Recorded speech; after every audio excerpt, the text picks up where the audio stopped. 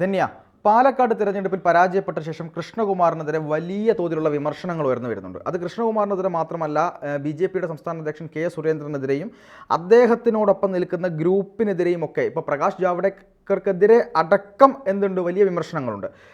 അതോടൊപ്പം തന്നെ ഏറ്റവും വലിയ രീതിയിൽ വിമർശനാത്മകമായ പല ആളുകളും പ്രതികരിക്കുന്നത് കൃഷ്ണകുമാറിൻ്റെ ഭാര്യ മിനിയെക്കുറിച്ചാണ്.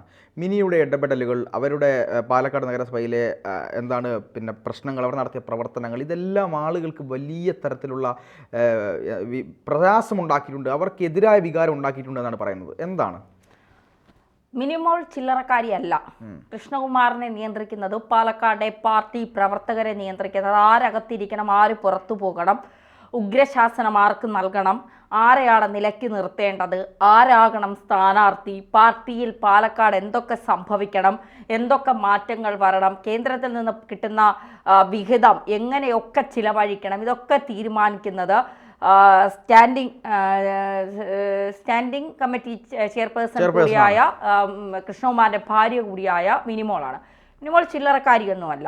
നല്ല കഴിവുള്ള, നല്ല ഭർത്താവിനെ നിലയ്ക്ക് നിർത്തുന്നതിനോടൊപ്പം തന്നെ പാർട്ടി അണികളെ കൂടി നിലക്ക് നിർത്താൻ കഴിവുള്ള ഒരാളാണ്. നമുക്ക് ഭർത്താവിനെ നിലയ്ക്ക് നിർത്താം, നാം പറയുന്നതനുസരിക്കാം. കാരണം കുടുംബമാണ്, കുടുംബജീവിതം മുന്നോട്ട് കൊണ്ടുപോകാൻ ചില ഭർത്താക്കന്മാർ ഭാര്യമാരെ അടിമകളാവാറുണ്ട് എന്നുള്ളത് യാഥാർത്ഥ്യം. അടിമകളെന്ന് ഞാൻ ഉദ്ദേശിച്ചത് ഭാര്യ പറയുന്നതെല്ലാം ശരിയാണ് എന്ന് പറഞ്ഞുകൊണ്ട് ഭാര്യയെ പറയുന്ന വഴിയിലൂടെ മാത്രം, അത് തെറ്റാണെങ്കിൽ പോലും ചൂണ്ടിക്കാണിക്കാത്ത ഭർത്താക്കന്മാർ, അത്തരത്തിലാണ് പറയുന്നത്. പക്ഷെ അണികൾ അങ്ങനെ ആകണം എന്നില്ല. അവർക്ക് തിരുത്തേണ്ട സമയത്ത് അവർ തിരുത്തപ്പെടും. പറയേണ്ട കാര്യങ്ങൾ അവർ ഉറച്ച ശബ്ദത്തോടെ വിളിച്ചു പറയാം. അതുകൊണ്ടാണ് പാലക്കാട് നഗരസഭയിലെ ഏകദേശം 28 കൗൺസിലർമാർ അടക്കം പാർട്ടിക്ക് പുറത്തു പോകാനായി ചില തീരുമാനങ്ങൾ എടുത്തു എന്ന് പറഞ്ഞു. 8 കൗൺസിലർമാർ പാർട്ടിക്ക് പുറത്തു പോകാനായി ചില തീരുമാനങ്ങൾ എടുത്തു എന്ന് പറഞ്ഞു. പിന്നീട് അത് സന്ദീപ് വാര്യരുടെ കോൺഗ്രസ് പ്രവേശനത്തിന് ശേഷം പലരും ഇടപെട്ട തീരുമാനം മാറ്റി എന്നൊക്കെ പറഞ്ഞു. അതിൻ്റെയൊക്കെ അവരെ ആ പാർട്ടിയിൽ BJPയിൽ നിന്ന് പുറത്തു പോകാൻ അവരെ നയിച്ച ഒരു പ്രധാനപ്പെട്ട ഘടകം കൃഷ്ണകുമാറിൻ്റെ ഭാര്യ മിനിമോളുടെ പലതരത്തിലുള്ള ഇടപെടലുകളുടെ അതൃപ്തി മൂലം തന്നെയാണ്. ഇപ്പോൾ കൃഷ്ണകുമാറിൻ്റെ ഭാര്യ നമുക്ക് വ്യക്തിപരമായി അറിയില്ല. പക്ഷെ പാലക്കാട് നിന്ന് വരുന്ന ഒരു ചിത്രം അതത്ര നല്ല രീതിയിലല്ല എന്ന് തന്നെ നമുക്ക് മനസ്സിലാക്കാൻ കഴിയും. കാരണം കൃഷ്ണകുമാറിൻ്റെ ഭാര്യ എന്ന് പറയുന്ന ഇപ്പോൾ കഴിവുള്ള പലരെയും മാറ്റി നിർത്തിക്കൊണ്ട്, ശോഭാ സുരേന്ദ്രൻ, സന്ദീപ് വാര്യർ ഉൾപ്പെടെയുള്ളവരെ മാറ്റി നിർത്തിക്കൊണ്ട് മുന്നോട്ട് പോകുന്ന ഒരു നിലപാട് സ്വീകരിക്കുന്നു. മാത്രമല്ല അനൂപ് ആന്റണി ജോസ് എന്നും പറഞ്ഞൊരു തിരുവല്ലയിൽ പ്രവർത്തനങ്ങൾ തുടങ്ങിയ ഒരു BJPക്കാരനെ പാർത്തിന് ഓർമ്മയുണ്ടോ? വലിയ നേതാവാണ്. അതിപ്പോ ഡൽഹി കേന്ദ്രമായി പ്രവർത്തിച്ചിരുന്ന ഒരു നേതാവാണ്. ഇപ്പൊ തിരുവല്ലയിൽ നിന്ന് അദ്ദേഹത്തെ പിന്നീട് തിരുവല്ലയിൽ നിന്ന് പറിച്ചു മാറ്റി അമ്പലപ്പുഴയിലേക്ക് നിർത്തി അദ്ദേഹം തോറ്റുപോയി. അതുപോലെ തന്നെയാണ് ചെങ്ങന്നൂർ കൃത്യമായി പ്രവർത്തനങ്ങൾ നടത്തി വന്ന ആളാണ് ബാലശങ്കറെ തിരഞ്ഞെടുപ്പിൽ പോലും നിർത്തിയില്ല എന്നുള്ളതാണ് യാഥാർത്ഥ്യം. അനിൽ ആന്റണിയെ കൊണ്ടുവന്ന് പത്തനംതിട്ടയിൽ നിർത്താതെ അവിടെ PC ജോർജിനെയോ ഷോൺ ജോർജിനെയോ നിർത്തിയിരുന്നെങ്കിൽ BJPക്ക് ഒരു സീറ്റ് കിട്ടുമെന്നുള്ള കാര്യത്തിൽ, തൃശ്ശൂരിനെ പോലെ തന്നെ പത്തനംതിട്ടയിലും BJPക്ക് ഒരു സീറ്റ് കിട്ടിയതിന് അതിന് സമ്മതിക്കാതെ അവർക്ക് വേണ്ടപ്പെട്ട ആളുകളെ കൊണ്ടുവന്ന് നിർത്തി ഷോൺ ജോർജിനെയും PC ജോർജിനെയും മാറ്റി. അല്ലെങ്കിൽ നാണംകെട്ട തോൽവിയെങ്കിലും ഒഴിവാക്കാമായിരുന്നു. അപ്പോൾ സംസ്ഥാന നേതൃത്വം വളരെ കഴിവുകെട്ട ഒരു നേതൃത്വമായി മാറി എന്നുള്ളത് നമുക്ക് മാറ്റി നിർത്താൻ പറ്റാത്ത ഒരു കാര്യം തന്നെയാണ്.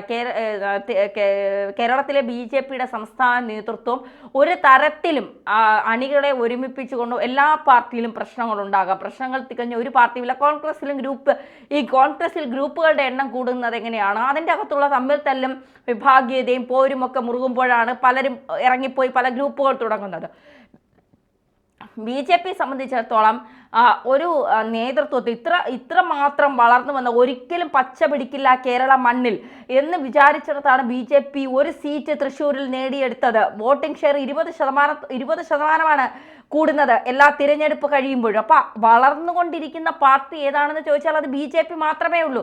ആ പാർട്ടിയെ തകർക്കാൻ, അതായത് എനിക്ക് ശേഷം ഇന്നലെ പാർത്തൻ പറഞ്ഞതുപോലെ എനിക്ക് ശേഷം പ്രളയമായിരിക്കണം, പിന്നെ ഈ പാർട്ടി ഉണ്ടാകാൻ പാടില്ല എന്നുള്ള ചിലരുടെ ധാർഷ്ട്യവും ചിലരുടെ അഹങ്കാരവും അത് തന്നെയാണ്. പാലക്കാട് കൃഷ്ണകുമാർ അല്ലായിരുന്നു സ്ഥാനാർത്ഥിയെങ്കിൽ ഇത്രയും ദയനീയ പരാജയം BJPക്ക് ഏറ്റുവാങ്ങേണ്ടി വരില്ലായിരുന്നു എന്നുള്ളത് 100% ഉറപ്പാണ്. അവിടുത്തെ പല BJP-യിലെ മുതിർന്ന നേതാക്കളും അത് സമ്മതിക്കുന്നുണ്ട്, പരസ്യമായി അല്ല എന്ന് മാത്രം. കൃഷ്ണകുമാറിന്റെ ഭാര്യയെക്കുറിച്ച് ചില വിവരങ്ങൾ ഇപ്പോൾ പുറത്തു വരുന്നത് ഇങ്ങനെയാണ്. അതായത് സി കൃഷ്ണകുമാറിന്റെ പരാജയവുമായി ബന്ധപ്പെട്ട ചില പഴയ കാര്യങ്ങളൊക്കെ ഇപ്പോൾ അണികൾ തന്നെ കുത്തിയെടുത്ത് പുറത്തിടുന്നുണ്ട്. അതാണ് പലരും നമ്മളൊക്കെ വാർത്തയാക്കുന്നത്. അതിലൊന്ന് പഴയ കേസുകളാണ് ഇപ്പോൾ ചർച്ചയായത്. അതായത് ഭാര്യയുടെ ഈ മിനിമോളുടെ അമ്മയ്ക്കെതിരെ പരാതിയുമായാണ് BJP സംസ്ഥാന ജനറൽ സെക്രട്ടറി, പാലക്കാട് നഗരസഭ മുൻ വൈസ് ചെയർമാനായിരുന്ന സി കൃഷ്ണകുമാർ വർഷങ്ങൾക്ക് മുമ്പ് രംഗത്തെത്തിയിരുന്നത്. അതായത് ഭാര്യയുടെ അമ്മയ്ക്കെതിരെ ഇത്രയും വോട്ട് കുറയാൻ കാരണമായി ഇതും ഒരു വോട്ട് കുറയാൻ കാരണമായി എന്നാണ് വിലയിരുത്തൽ. മുനിസിപ്പൽ കോർപ്പറേഷനിൽ തിരഞ്ഞെടുപ്പിൽ തന്റെ ഭാര്യയ്ക്കെതിരെ സ്വതന്ത്ര സ്ഥാനാർത്ഥിയായി മത്സരിക്കുന്ന ഭാര്യ മാതാവ് വിജയകുമാരി തന്നെയും ഭാര്യയും അപമാനിക്കാൻ ശ്രമിക്കുകയാണെന്ന കൃഷ്ണകുമാറിന്റെ പഴയ ആരോപണവും തിരഞ്ഞെടുപ്പ് കാലത്ത് എതിരാളികൾ പൊടിതട്ടിയെടുത്തു.